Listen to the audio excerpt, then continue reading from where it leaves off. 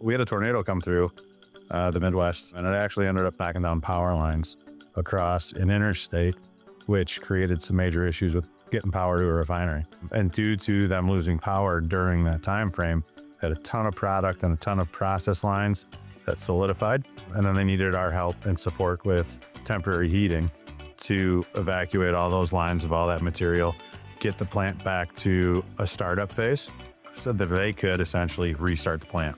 So we were very quickly able to come into site with, I think we started with about 15 guys, we ramped up to about 20 men per shift. So decent scale of a job.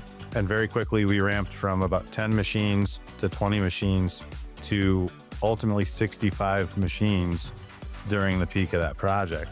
But where we were able to help commercially and operationally was through the use of our SmartCenter. Once everything was set up and running, we didn't have to have those 20 to 25 guys a shift anymore.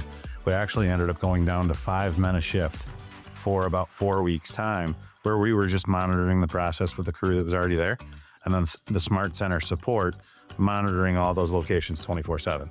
So if we ended up incurring heater failure or any process issues with our process, the 5 guys on site were able to manage that very quickly, address it with no issues while still running the other 65 machines with no hiccups, no interruptions.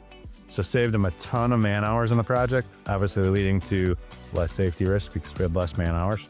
I think we were very successful on the project, and it actually solidified us in that refinery further because of the process and the technology that we had. The customer has already started talking to us about scheduling other work, looking at future planning on projects. And it was because of the process and the system that we used, or the smart way for heat treatment.